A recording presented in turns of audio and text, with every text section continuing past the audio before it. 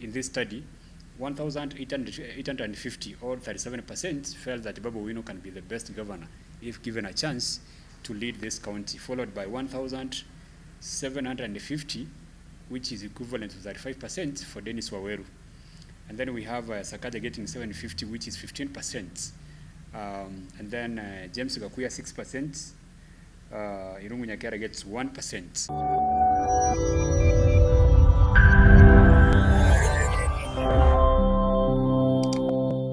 So, ladies and gentlemen of the press, my name is Onchari Oyeyo, an employee of the Center for African Progress, arguably the best research company in East and Central Africa.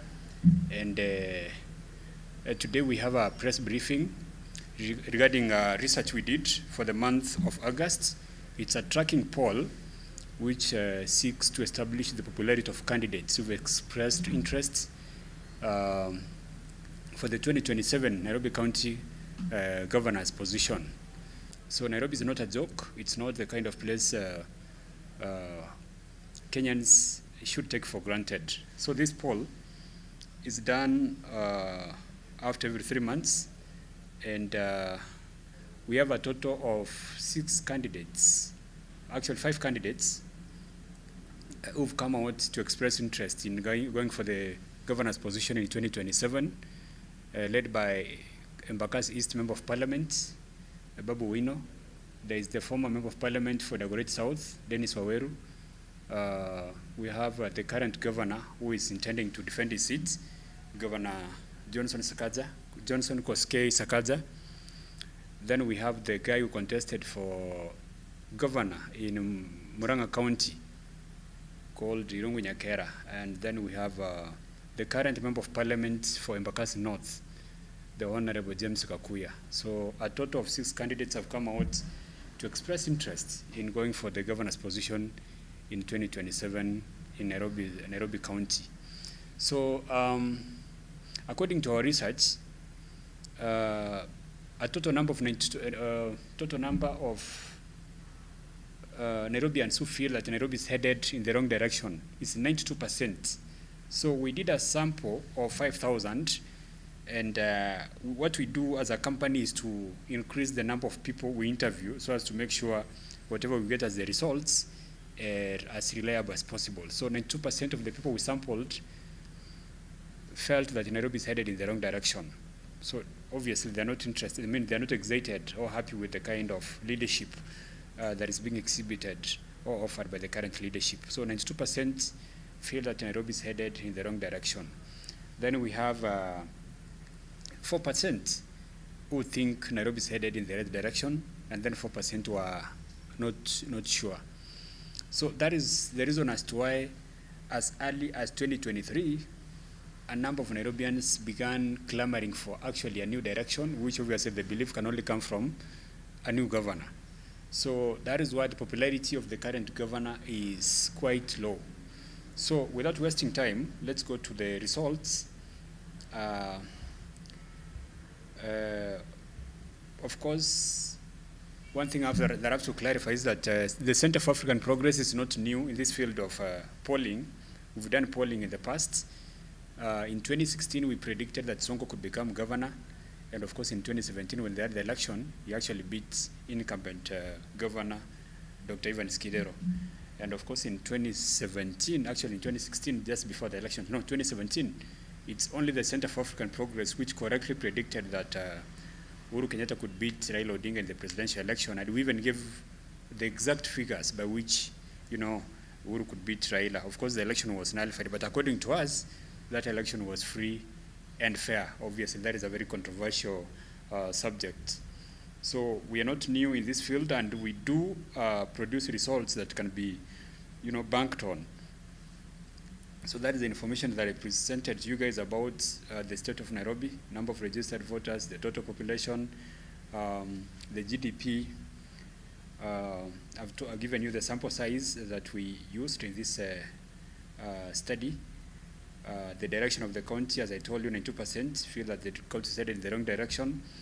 And that is the same data in pie chart. Now the candidates are there. That is Babu Owino, Member of Parliament, Embakasi East, That is Dennis Waweru, former Member of Parliament in the Great North, and he was also the co-convener in the Building Bridges Initiative that failed eventually. That is Governor Koske Johnson Sakaja, the current governor of the county. That is James Gakuya, Member of Parliament in Bakas North. And then, of course, we have Irungu Nyakera, who vied for governor in Murang'a County, and I think he got around 100 or 115 votes in the 2022 gubernatorial election in Murang'a. So he thinks maybe he can come to Nairobi and, who knows. So what we got is as follows.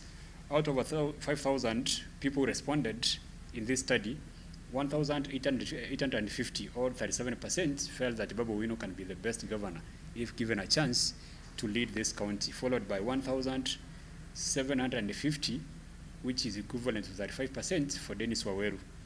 And then we have Sakaja getting 750, which is 15%. And then James Gakuya 6%.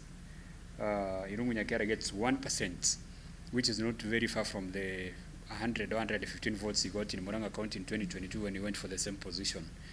And we have a history of Nairobians rejecting people who come from outside trying to offer leadership. You remember in 2017, Peter Kenneth, former Member of Parliament for Gatanga in Murang'a County, came here and worked very hard to become Nairobi governor. Obviously, it never worked. He got 40,000 votes in the general election as an independent candidate. That is the same information presented to you guys in a pie chart. So that is the end of the presentation. At the end of the day, you'll find so many candidates. Now we have the main candidates and the fringe candidates. Out of a sample of 5,000, we cannot get to every Nairobian. We're talking about 2.5 million registered voters. So it means she has not gone out there to reach as many people as possible for us to be able to access respondents who can tell us that Kaguru is also what? A candidate. Because our questionnaires are open-ended, you actually put in the name of the candidate. So it's not something that is closed. So the guys who have been presented here, the ones whose names were captured in the questionnaires. It's a very fair sampling method, whereby we don't just present names to you. No, we let you give us the names you've heard about. And if it works like that, it's possible. But then, again, it does not necessarily mean that if Gakuya is not on the ballot, his supporters will automatically go to who? Dennis Waweru. It doesn't work like that.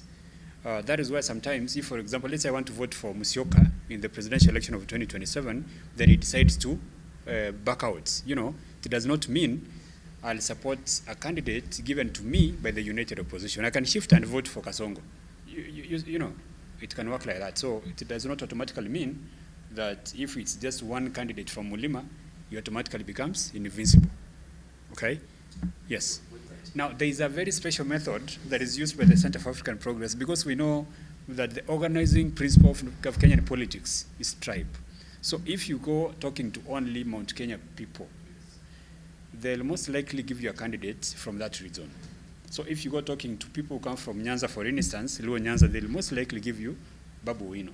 So if you go talking to people who come from, for example, Rift Valley, they'll give you Koske Sakaja. So what we do is mixing. As of now, eventually, the political party, of course, will play a very big role. As we speak now, the most popular party, we did that study, I think, last time, is DCP. It's at around 37%. And it's followed by UDA, 22%, ODM, 20%. And of course, we have Wiper, around 10%, Jubilee, 1%, and stuff like that. So at the end of the day, it's going to be very, very important for these guys to be in the right party, because you can be as popular, for example, as Dennis Waweru, as a Mulima candidate, and then you come in using a party like Jubilee, which means the DCP leader will not have a chance of endorsing you, because as we speak now, he's the most popular politician from Mount Kenya. And because around 1 million voters in Nairobi are from that region, you become disadvantaged if you're not in that particular political party. So eventually, political parties will matter a great deal.